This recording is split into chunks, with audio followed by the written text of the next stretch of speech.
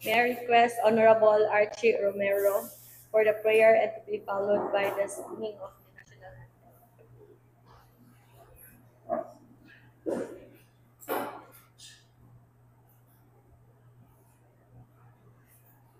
In the name of the Father, of the Son, and of the Holy Spirit.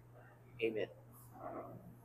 Our Heavenly Father, we thank you for the privilege of assembling the members of this august body.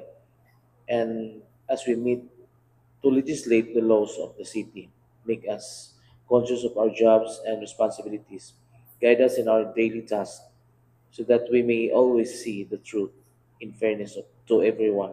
Unite us in spirit of goodwill and solidarity for the benefit of constituents that we serve.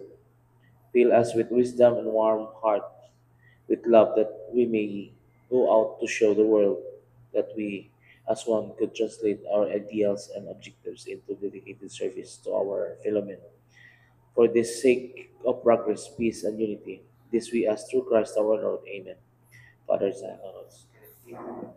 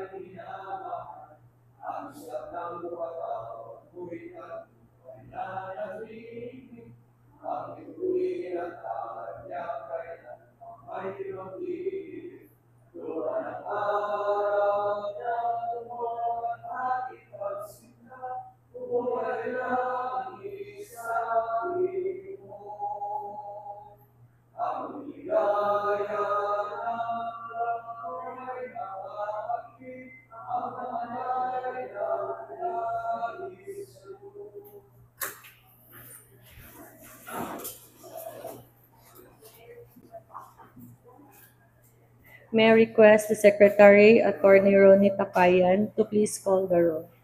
Honorable Lim, Honorable Ko, Honorable Romero Disican, present. Honorable Suiso Jr., Honorable Lau, Honorable Sakin Jr., Honorable Tapayan, Honorable Salvador, Honorable Waminal Jr., Honorable Moralion, Honorable Duhay Lungsod. There are 10 members present, including the acting presiding officer. Considering that we have 10 members present, the Chair now declares a quorum. Once again, good morning. The City Vice Mayor, Honorable Simplicia Neri, now assumed as the acting City Mayor, and Honorable Lorly F. Cipres, whom the acting Vice Mayor is on leave. Thus, this humble representation succeeded as the acting City Vice Mayor. May I request the Honorable Majority Floor Leader for the order of business. Thank you, Honorable Chair. Good morning, everyone.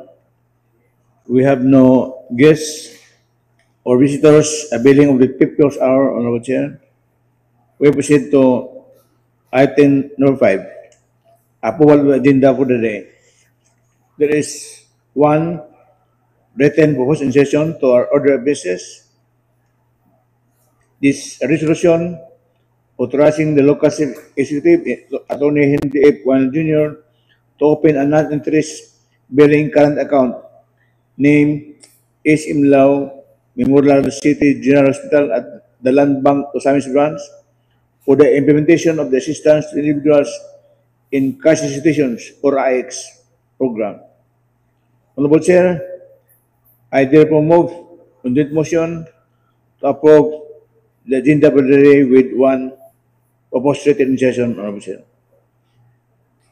There is a manifestation from Honorable Majority Floor Leader to insert one item in our order of business. The request for approval that this will be inserted in order of our business. Is there any comment or reaction? There being none, on joint motion, motion approved.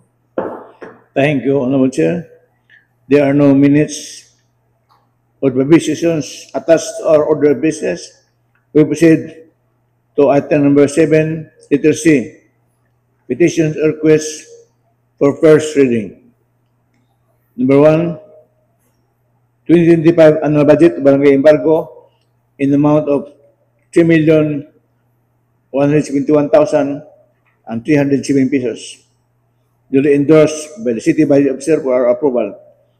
And number 2, Honorable Chair, 2025 annual budget of Barangay Tabid in the amount of 6,615,260 pesos, also duly endorsed by our City Budget Officer for our approval. Honorable Chair, I now yield to the Chairman of the Committee on Foreign Affairs, in his absence, the Co-Chairman, Honorable Archie Romero, to introduce and recommend action on these two annual budgets of Barangay Embargo and Barangay Tabid, Honorable Chair. Thank you, Madam Chair. Thank you, Legislative Floor Leader. Sorry. Madam Chair, I move to pass this annual budget, 2025 annual budget of Barangay Embargo in the amount of 3,171,307 pesos. And the annual budget of Barangay Tabid in the amount of 6,615,260. This was duly endorsed by the officer of our City Budget Officer for approval, Madam Chair. For this, Madam Chair, I move to pass this for first reading in omnibus motion. Honorable Marcelo Romero is passing an omnibus motion. This 2025 annual budget of Barangay Baybay Embargo in the amount of 3,171,307, and the 2025 annual budget of Barangay Tabid in the amount of 6,615,260, endorsed by the City Budget Officer for first reading with reservation. Motion approved. Thank you, Madam Chair. In the interest of public service and public demand, Madam Chair, I move to pass this two annual budget in omnibus motion for second and final reading, waiving the internal rules. There is a motion from Honorable Marcelo Romero on joint motion for second and final reading, waiving the internal rules. Any comments or reaction? Hearing none, motion approved. Thank you, Honorable Chair. Letter D, messages and communications. Number 1, quarterly report on real poverty assessment as of December 2024, duly submitted by the Office of City Assessor. The copies of this report are duly available at the office of our Secretary to the Sangguniang and may be given to anybody upon demand, members of the City Council. In the meantime, Honorable Chair, I recommend that this report be duly recorded in the record of City Council, Honorable Chair. As being stated by the Honorable Majority Floor Leader, that this item is duly noted by the Chair. Thank you, Honorable Chair.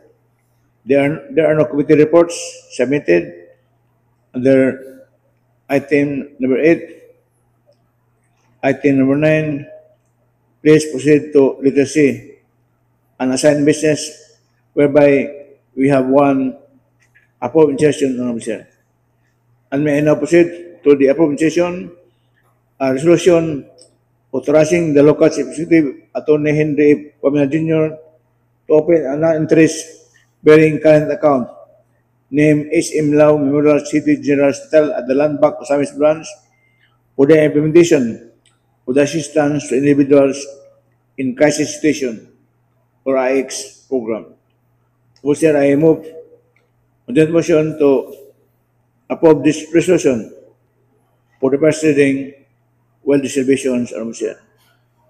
It has been moved by our Majority Floor Leader, Honorable Marcelian Tapayan, a resolution authorizing the local Chief Executive, Attorney Henry F. Waminal Jr., to open a non-interest-bearing current account named SM Lau Memorial City General Hospital at the Land Bank Osamis Branch for the implementation of the assistance to individuals in crisis situation for first reading with reservation. Motion approved. Thank you, Honorable Chair. Due to urgent demand of public interest in the exigency of public service, I move the motion to approve a resolution authorizing the local executive, Attorney Henry Pumela Jr. to open a non-interest bearing current account named A.C. Imlao Memorial City General Hospital at the Land Bank of Samis Branch for the implementation of the Assistance to Individuals in Crisis Situation Program. Due to its public For- demand. For second and final reading, waiving the internal rules, Honorable Chair. Thank you, Mr. Chair. Due to its public demand, there is a motion from Honorable Majority Floor Leader Marcelian Tapayan passing this resolution for second and final reading, waiving the internal rules. Any comments or reactions? Hearing none, motion approved. Thank you, Honorable Chair. There are no pending matters on my table under item number 10, basis for third reading. Hence, at this juncture, may we have the privilege and pleasure to hear on PCL matters from Honorable Dinky Siso, Honorable Chair. Honorable Dinky Suiso is hereby acknowledged by the Chair for any information with regards to the PCL matters. For PCL matters, Madam Chair, there is none. Thank you, Honorable Dinky Thank Suiso. you, Honorable Chair. Thank you, Honorable Siso. May we also have the privilege and pleasure to hear on SK matters from Honorable John Phil de Lungsod, Honorable Chair. Honorable John Phil Duhay Lungsod is hereby acknowledged by the Chair for any information with regards to SK matters.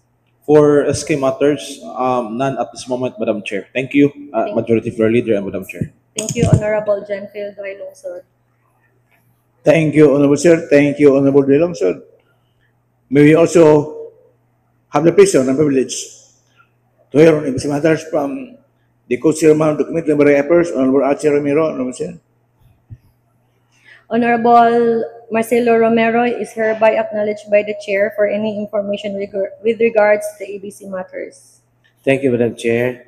For Barangay Affairs, none for now. Thank you, Honorable Marcelo Romero.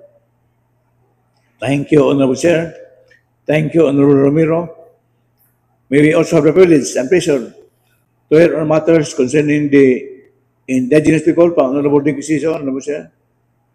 The Indigenous People Representative, Honorable Denki Sueso, is hereby acknowledged by the Chair for any information with regards to the Indigenous people. Thank you very much, Madam Chair. The NCIP Provincial, led by Ma'am Emily Silva, will be conducting the renegotiated memorandum of agreement drafting this coming March 7 at Stemson Abordo, Osami City, Madam Chair. It's a whole day event starting at 8 o'clock in the morning. Thank you, Honorable So, is it required that the councilors will attend? Based on the request of the NCIP, maybe there are 2 councilors that will be asked to represent the LGU. I will just wait for the communications, Madam Chair, coming from them. Thank you, Honorable Dinky. Thank you, Honorable Chair. Thank you, Honorable Siso.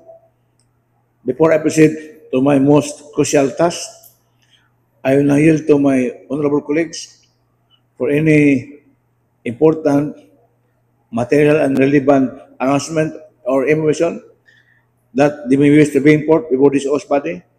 Honorable Chair.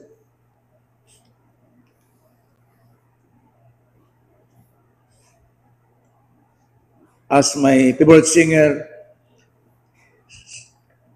sings the song Sound of Silence, I am now bound to complete my task.